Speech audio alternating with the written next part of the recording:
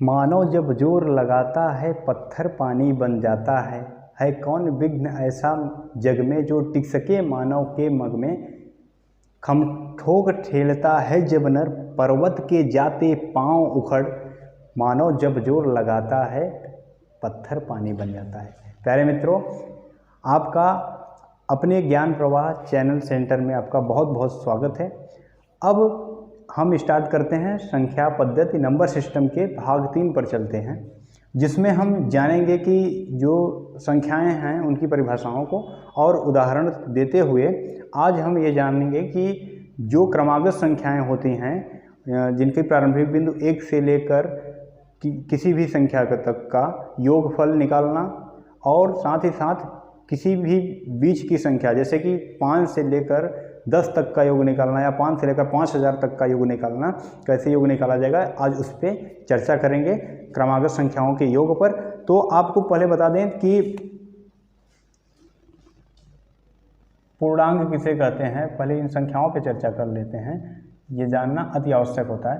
पूर्णांक किसे कहते हैं तो बता दें, पूर्णांक संख्याएं वे संख्याएं होती हैं जिसको हम सभी ऋणात्मक संख्याओं को लेते हुए और जीरो को भी शामिल करके धनात्मक संख्या को भी शामिल कर लेते हैं, वो हमारा पूर्णांक कहलाता है। जैसे -3, -2, -1, 0, 4, 5, 8 ऐसे विभिन्न प्रकार की संख्याएं ऐसे ही अनंत तक ले सकते हैं हम संख्याएं, वो क्या हो जाएंगी, पूर्णांक कहलाएंगी। पूर्णांक में दो संख्याएं आती हैं मुख्य रूप से।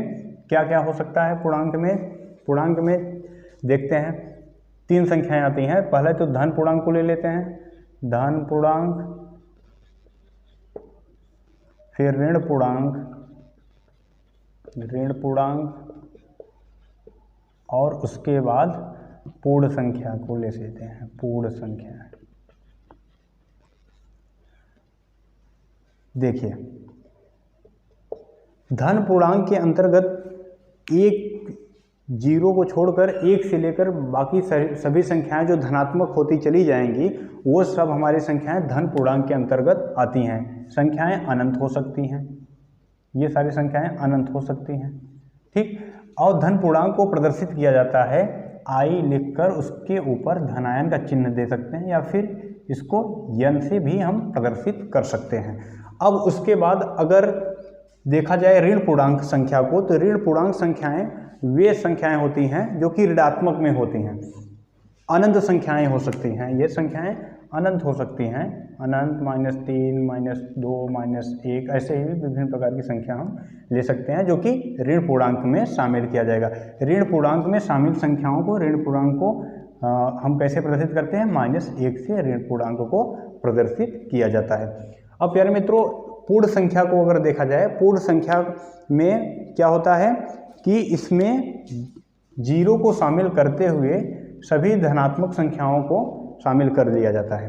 0 को, 1 को, 2 को, 4 को, 8 को, ऐसे ही विभिन्न प्रकार की अनंत संख्याएं हम ले सकते हैं जो कि हमारा पूर्ण संख्या के अंतर्गत शामिल होगा।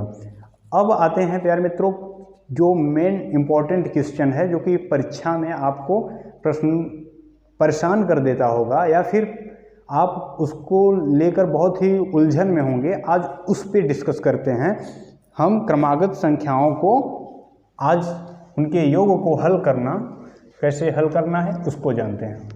देखिए, जैसे कि आपके परीक्षा में क्वेश्चन इस प्रकार से मिलता होगा कि 1 से लेकर 100 तक का योग क्या होगा, योग क्या होगा। या फिर दूसरा टाइप देख लेते हैं, 70 से लेकर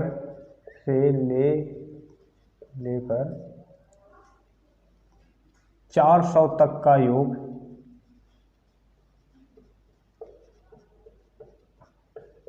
क्या होगा।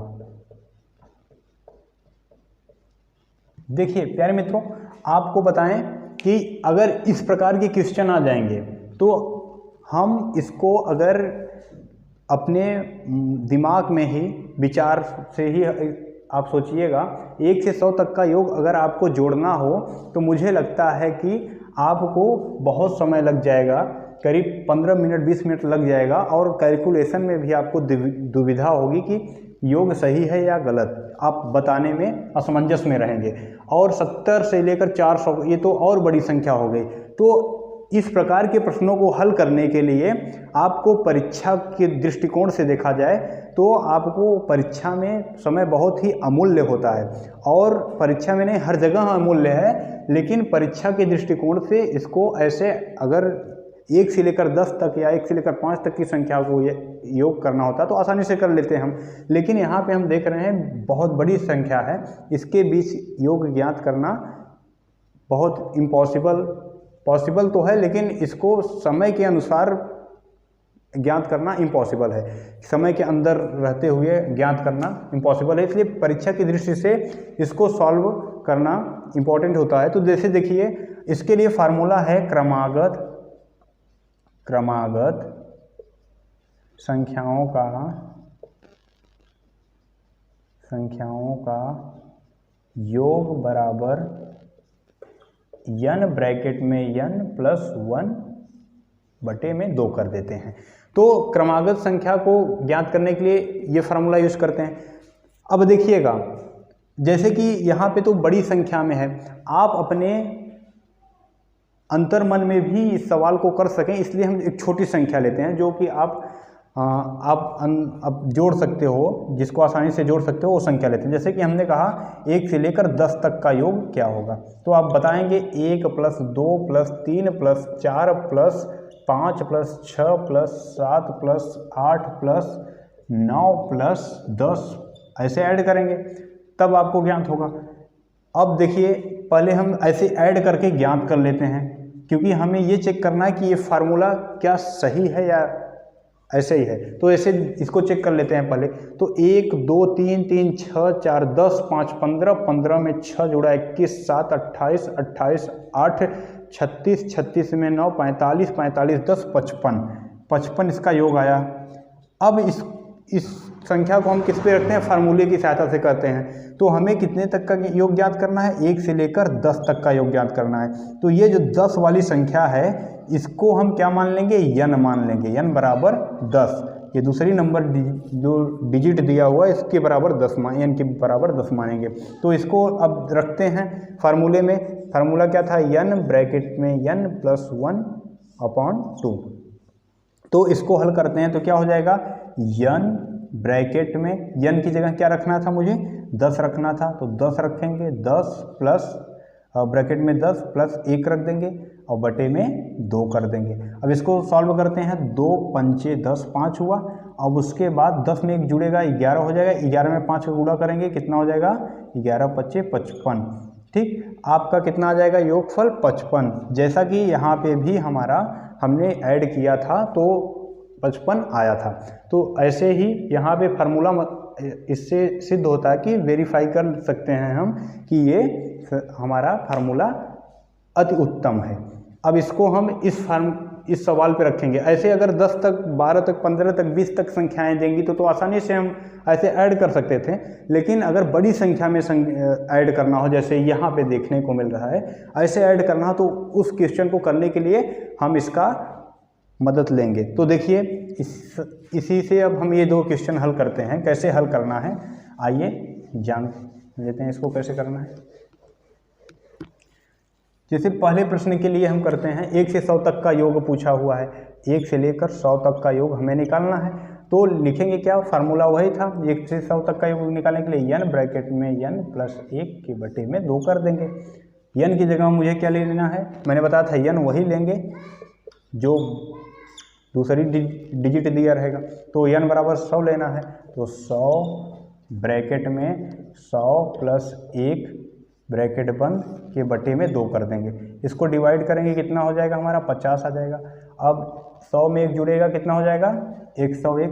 याद रखिएगा अंक और कोष्टक के बीच में कोई चिन्ह नहीं रहता तो वहाँ मल्टीप्लाई होता है, याद रखिएगा।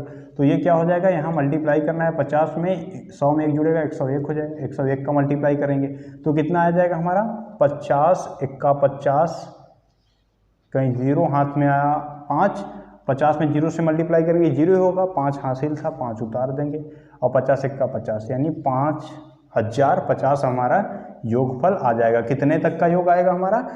1 से लेकर 100 तक का योग हमारा आ जाएगा। कितना? इसका आंसर हो जाएगा 5050 आंसर आ जाएगा। ऐसे आसानी से हम कर लेंगे। अगर इसको आप सोच कर ज़रा देखिए, अगर इसको कैलकुलेशन करना होता बिना कॉपी पेन का, या फिर कॉपी पेन मिल जाता ऐड करके करते तो कितना समय चला जाता। इस फार्मूले से कुछ ही मिनट में ये हमारा आंसर आ गया। तो ये बहुत ही यूज़फुल फार्मूला है। इसलिए अब आते हैं, अब इस प्रकार के क्वेश्चन को कैसे हल करेंगे। जैसे दिया 70 से लेकर 400 तक की संख्याओं का योग ज्ञात कीजिए। इतनी बड़ी सवाल। अब देखते हैं इसको कैसे करते हैं।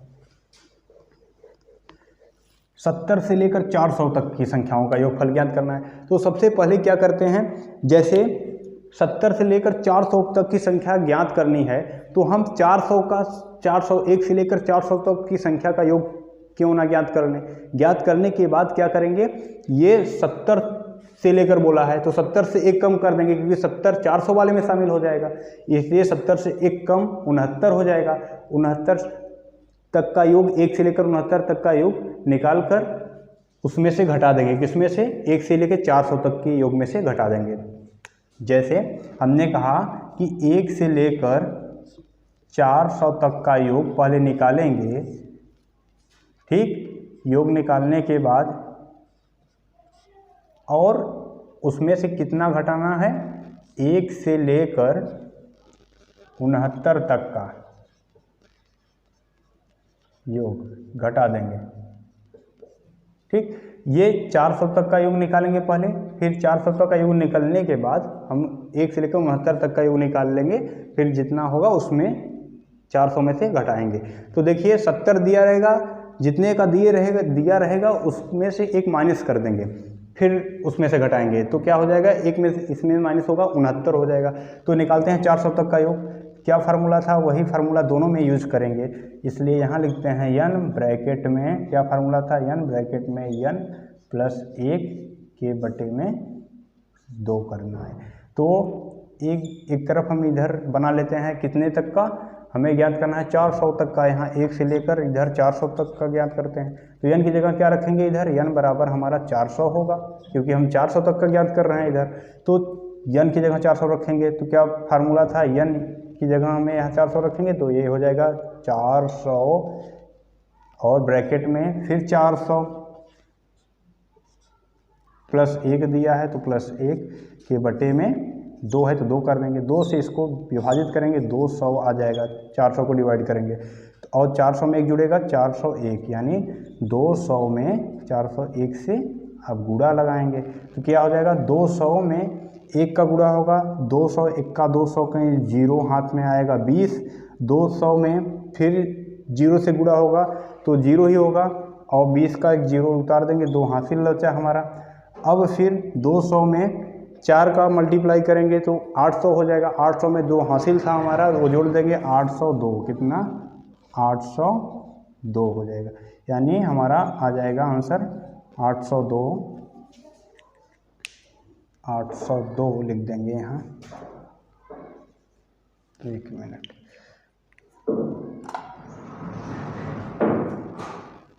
802